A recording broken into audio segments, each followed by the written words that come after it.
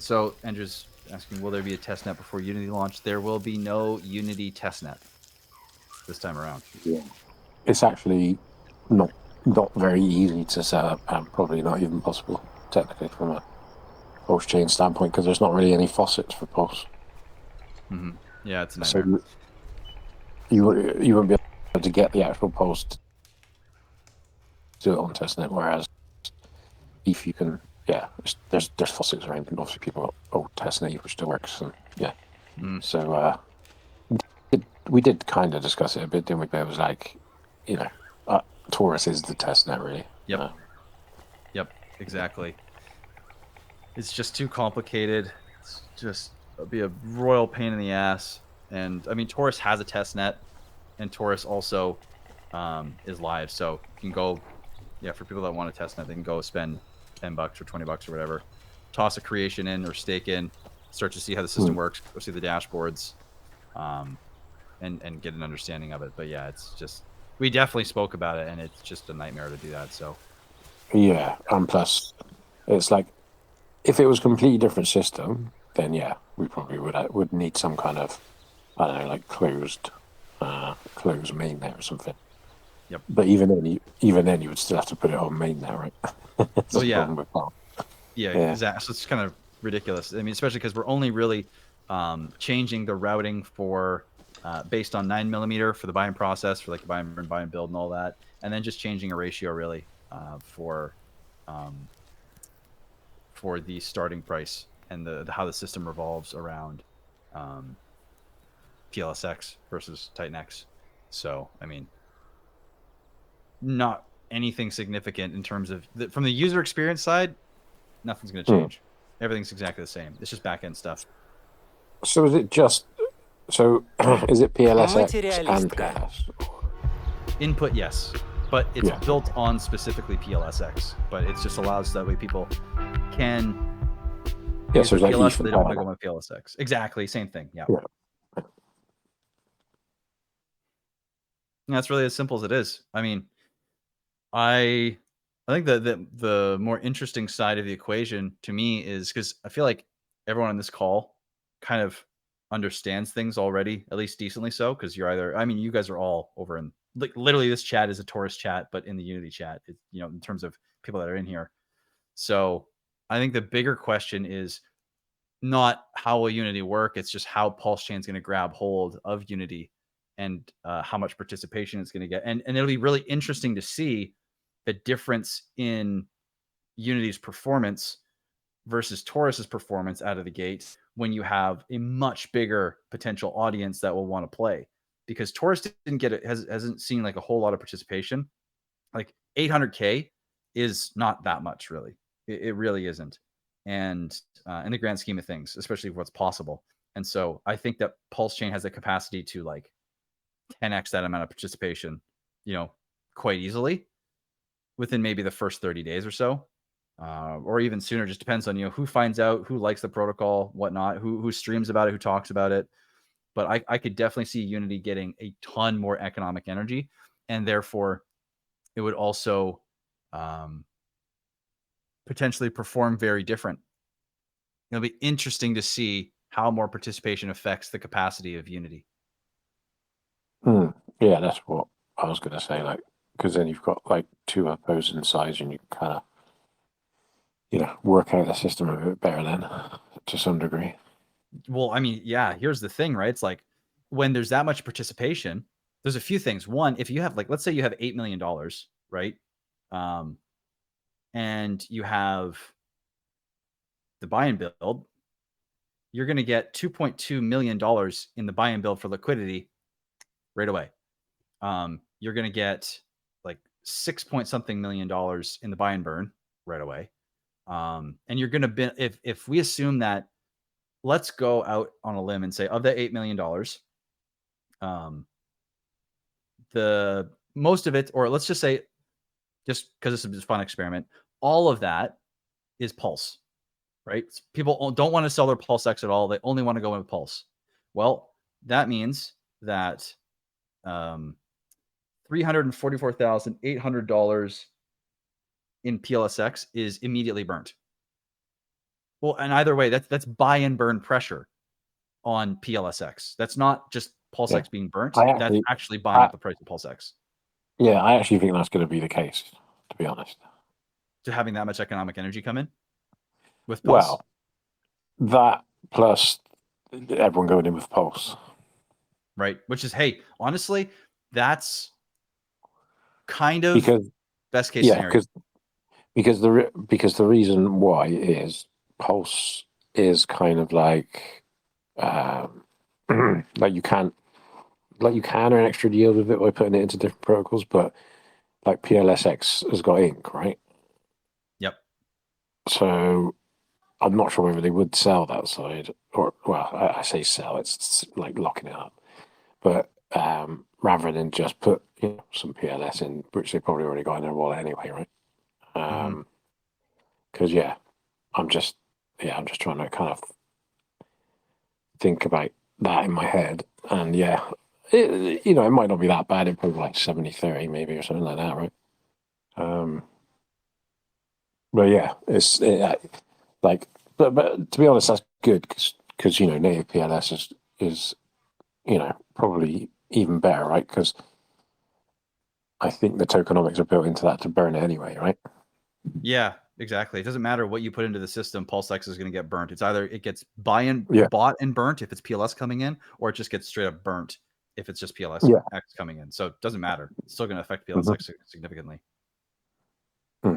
yeah, yeah. I guess we Which discussed like rehype, didn't we? But yeah, what's maybe that? there's a yeah. I'm trying to think of a rehype play with your buy and burn, but I don't know. A rehype? I don't know what you mean by that. Uh, Rehypothecation. Okay. Yeah, I'll have a chat with Scott about it anyway. But yeah, Well, and because here's the thing. What do you mean by rehypothecation though? Like in terms of PLSX? to try to earn ink, yeah, rather than it just sitting there. Yeah. Oh, let's talk about that in the Yeah. we'll talk about that in the other chat.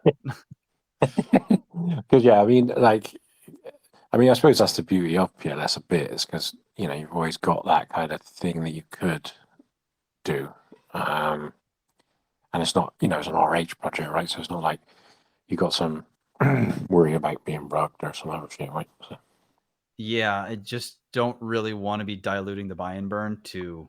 Here's the thing: the system doesn't work best when it's focusing on two different other tokens underneath it.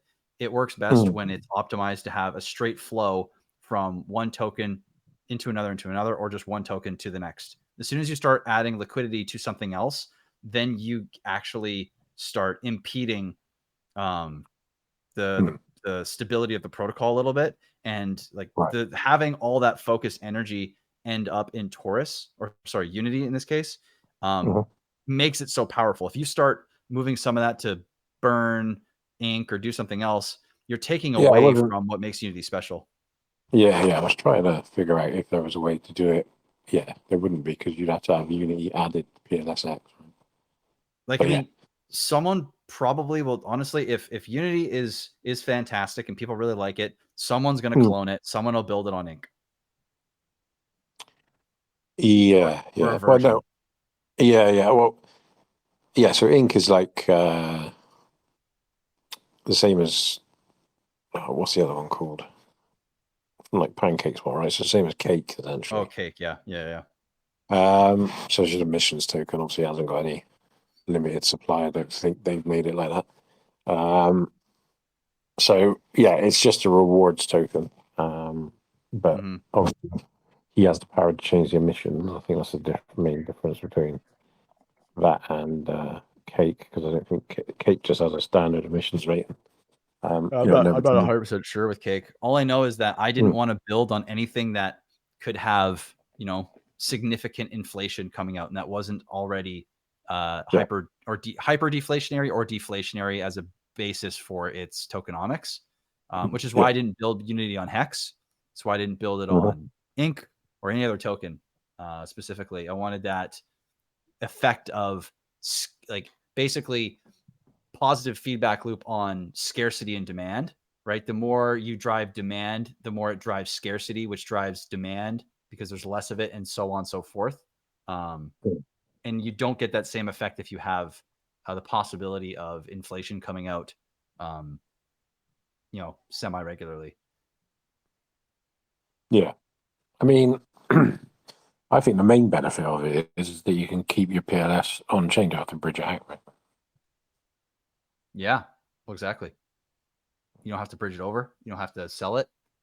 Mhm. Just compound it. And that's the point of Unity. People are going to say like, oh, why would I want Unity? It's like, you're going to want Unity because if it's working as even slightly as well as what Torus is doing, you're compounding your value in PLS terms significantly over time. And that's the whole point, is like, it's a compounding monster on PLSX, and those gains that you're getting in PLSX or in Unity terms are like in the creation side. If you're getting a 200% ROI, or like we're seeing in Torus right now, a 15,000% ROI if everything stays the same to day 88, like that's in PLSX terms. So I mean, Yeah. you definitely Mhm. want to understand that about Unity and what the point of it is. Because when people understand that, I think they're going to actually be really, really wanting to utilize this thing regularly. And I mean, we're seeing this in Torus too, where the more people understand Torus, the more they're being like, holy shit, I think I'm just going to throw my whole bag in here. Like, do I sell all my bots and just go into this thing? Because they're Yeah. realizing like how the power of compounding and the power of what this thing can do for your bags in TitanX terms in the case of Torus, and what will be PLSX terms for Unity. So, Well, the added benefit of Uni is there's no single side staking. So, yeah, exactly. so because like with ETH, they got the choice. Oh, I just stake ETH and get my 3% or whatever it is, right? Actually, I think it's less now, isn't it? It's like 2.6% or something. Wait, for which Right. protocol? For ETH, you can stake ETH directly, right? Single sided, and just get your 2.6% APY, or whatever it is. In which protocol though? Oh no, in ETH this is. Oh, just So with like just staking your ETH. I got you. yeah. Or you can just leave it in ETH, or you can go to a stable, right? Right. But you could play with the ETH a bit and stake it, and and get those APYs on Torus. So it's kind of a no-brainer there. But on PLS there isn't even that system. So Unity becomes that much more valuable. well, yeah, because you've actually got a way to kind of stake PLS essentially to earn yield, right? Mm. Well, that's what this is designed to be. Is like, you Yeah. know, it's a super elastic system where, um, with Unity at the price of around $2 ish, it can handle hundreds of millions of dollars coming in and still dish out 20 some percent ROI every 88 days. And that expands over time as well. So it's like basically as the price goes up, if this thing scales, like Unity is capable of handling billions of dollars in its protocol and still delivering an ROI because of the way that you create something up front and then you earn on top of it with the creation side, and same as the staking side. So it's designed to become a central hub for anyone wanting yield regularly while participating in an asset that is getting scarcer, is leveraging PLSX, and also making PLSX more deflationary as well. And I know Shane just dropped out, but for you guys listening, that's the point of Torus and the point of Unity. This is the vision to have basically those who get in early become the whales and the whales get in late. But this becomes something where institutions want to get in because it is so powerful of a system and it scales over time for so many years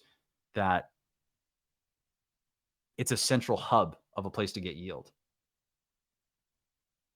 In any market condition. And that's the point of both of these protocols, is to go that direction. Will it get there? Hey, that's a whole different story.